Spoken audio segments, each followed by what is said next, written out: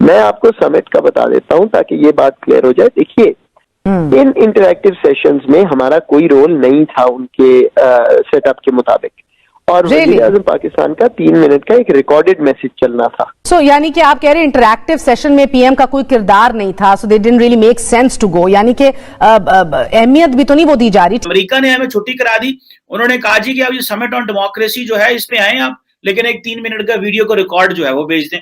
ये है क्योंकि वो हमसे इंटरेक्ट नहीं करना चाह रहे, हमारे वज़ीर आज़म गए नहीं। ये रिडल हमारी हल हुई है कि हम क्यों अमेरिका नहीं गए, पता तो अब चला। हमें वज़ीर आज़म पाकिस्तान को इंटरैक्टिव सेशन में इंटरैक्ट करने के लिए नहीं बुलाया गया था। उनका एक रिकॉर्डेड स्टेटमेंट 3 मिनट का वहां पे हमने देना था जो चलना था। लेकिन मैं समझता हूं कि पाकिस्तान की अहमियत से इनकार करना गफलत होगी, और कम्युनिकेट ना करना पाकिस्तान की अहमियत से इनकार करना ही है।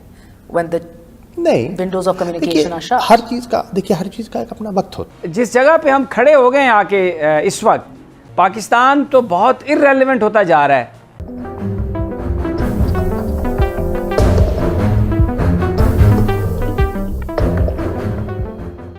सर फरमा दीजिएगा कि ये अमेरिका पाकिस्तान से गुज़िश्ता 6 माह से कोई डिस्कशन नहीं कर रहा, कोई बात आगे नहीं बढ़ी। हमारे ज़ात ख़ारजा और अमेरिका में मौजूद सफीर ने भी बड़ी कोशिशें की हैं, ना टेलीफोन कॉल आई है, ना बात आगे बढ़ी है, और अब एक बार फिर अमेरिका की जानिब से डेमोक्रेसी समिट में शिरकत की दावत को हमने छोड़ दिया, फिर वजीर ख़ारजा को जाके सफाइयां पेश करना पड़ गई हैं। स्टेटस क्या है sir exactly, where are we standing, why is there no clarity? मैं आपको समिट का बता देता हूं ताकि ये बात क्लियर हो जाए। देखिए, ये समिट 2 बड़े सेशंस थे इस समिट के। एक प्रेसिडेंट बाइडेन चेयर कर रहे थे, एक सेक्रेटरी उनके ब्लिंकन चेयर कर रहे थे। ये इंटरैक्टिव सेशंस थे। इन इंटरैक्टिव सेशंस में हमारा कोई रोल नहीं था उनके सेटअप के मुताबिक, और वज़ीर आज़म पाकिस्तान का 3 मिनट का एक रिकॉर्डेड मैसेज चलना था। अच्छा, तो अगर सिर्फ रिकॉर्डेड मैसेज चलना था तो it's a very logical thought कि भाई रिकॉर्डेड मैसेज तो हम वैसे भेज सकते हैं। अगर इंटरैक्टिव सेशन में मौका नहीं मिलना अपना मौक़िफ़ देने का, then it didn't really seem worth the effort. So यानी कि आप कह रहे हैं इंटरैक्टिव सेशन में पीएम का कोई किरदार नहीं था, so they didn't really make sense to go, यानी कि अहमियत भी तो नहीं वो दी जा रही। ठीक है मोहित यूसुफ साहब, अमरीकी सफीर ने भी लश्कर तैयबा और जैश मोहम्मद के खिलाफ कार्रवाई करने की बात आज एक बार फिर की है। सो कीप इन माइंड फैटिफ की तलवार हमारे सर पे लटक रही है। हम आज यहाँ पे लड़ रहे हैं कि चीनी ब्लॉक में जाना है कि अमेरिकन ब्लॉक में जाना है। अब कभी अमेरिकन ने भीख देना बंद कर दी, उन्होंने कहा भाई ये तो ठीक था, अफगानिस्तान था, लॉजिक थी, और अमेरिका का हिसाब और है। अमेरिका को जब एड पास करानी होती है, कोई पैकेजेस देने होते हैं तो वो कांग्रेस से कराते हैं, वो हमारी तरह नहीं है, और वो चीन की तरह नहीं है कि बारों बार पैसे ले लो। अमेरिका ने हमें छुट्टी करा दी, उन्होंने कहा जी कि अब ये समिट ऑन डेमोक्रेसी जो है इस पे आए आप, लेकिन एक 3 मिनट का वीडियो को रिकॉर्ड जो है वो भेज दें।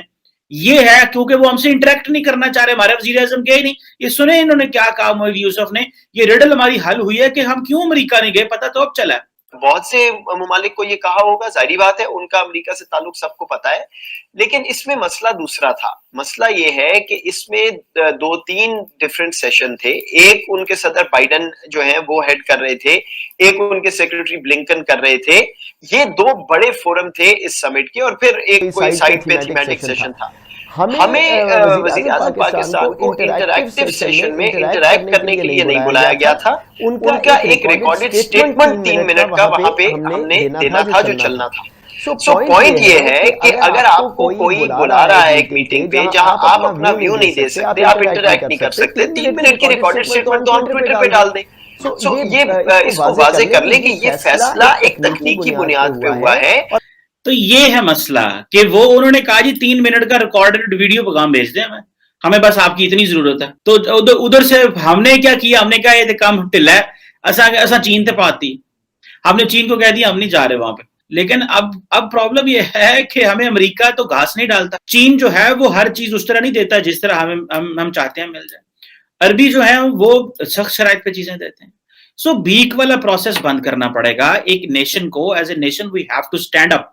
मुझे बात बताइएगा कि वैसे डज इट हेल्प कि जब हम टेलीविजन पे बैठ के या प्रेस कॉन्फ्रेंसों में बड़े बड़े वुज़रा जो हैं अमेरिका के 20 सालों का फेलियर गिनवाते हैं, गैर मंतकी सोच और हिकमत अमली गिनवाते हैं, अलाइनमेंट्स हो रही हैं, does it help you when जब मिनिस्टर्स जिनका कोई लेना देना नहीं है फॉरेन ऑफिस से वो बयानात दें? अब मैं किसी को पाबंद तो नहीं कर सकता, दरख्वास्त कर सकता हूँ। ये दरख्वास्त वज़ीर आज़म के लिए भी? देखिए, वज़ीर आज़म का अपना रोल है और वज़ीर आज़म बड़ी सब पहलुओं को देखकर बात करते हैं और वो उस बात की वजह से फ़ोन नहीं आता। कौन नहीं आता? वो फ़ोन का You can't even enjoy the joke in it anymore, sir, because you're in. आपका ऑफिस इतना सेंसिटिव है ना। अब मुझे बताइए, अगली नशिस्त जो आप कह रहे हैं, जो आपको वेंडी शर्मन ने कहा है, क्या हमें बुलाया जाएगा और इन पर्सन जाएंगे इमरान खान साहब hopefully? Will he get to meet Joe Biden? Let's cross the bridges when they come. We'll cross our bridges as we get there. वो पुल उधर होगा भी? देखिए, गुजरने के लिए पुल ही नहीं होगा। अर्ज ये है, देखिए, अभी उसको कुछ कहना कबल वक्त है। मैं नाउमीद नहीं हूँ। मुझे मालूम है कि उनके अपने मफादात हैं, मफादात हो सकते हैं, उनकी इस खित्ते के साथ उनका एक अपना नुक्ता नज़र है। You are मंजे हुए डिप्लोमेट हैं, आप सियासतदान हैं, you know been round the block as they say. ताजुब होता है वैसे कि यार इतने खित्ते क्या दुनिया में तब्दीलियाँ आ गई हैं, वो बंदा बात नहीं करना चाह रहा हमारे पीएम से। ताजुब होता है उन्हें पर्सनल लेवल के, what are they thinking?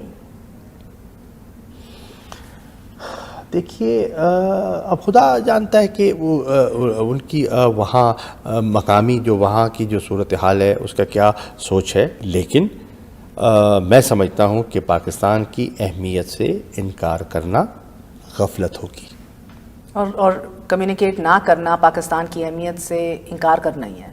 When the नहीं, windows of communication are shut. हर चीज़ का, देखिए, हर चीज़ का एक अपना वक्त होता है। अमेरिका तो ये कह रहा है कि ये जो जैश मोहम्मद, लश्कर तैयबा जो अभी इस वक्त कुछ भी नहीं कर रहे, लेकिन वो इंडिया की बोली बोल रहे हैं, कश्मीर को चाहते हैं कि पाकिस्तान टोटली अबैंडन कर दे। और वो तो उनकी जो कड़ी शराइत हैं दोस्ती की, या तो फिर पाकिस्तान सब कुछ अबैंडन कर दे। ये तो ऐसा लग रहा है कि अब जो जिस तरह के मामला चल रहे हैं मुल्क के अंदर, जो सूरत हाल है, जितनी जो आप सेल्फ रिलायंस की बात करते हैं, यहाँ पर जो सिस्टम ठीक होना चाहिए था उसमें गवर्नमेंट पूरी तरह फेल है।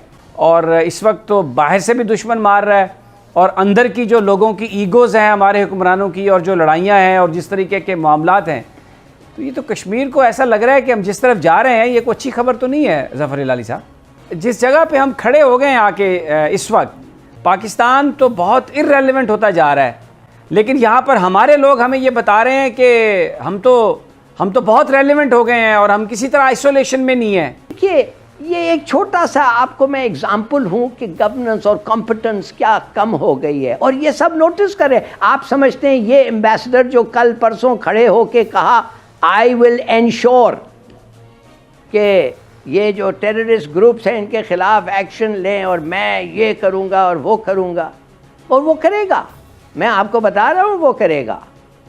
पर ये अफसोस की बात है कि इस किस्म का लहजा इस्तेमाल कर रहा है हमारे बारे में। भाई अगर उनके खिलाफ कुछ है कानून में, वी विल टेक एक्शन। हम तो प्रमोट तो नहीं कर रहे हैं ना टेररिज्म। दुरुस्त।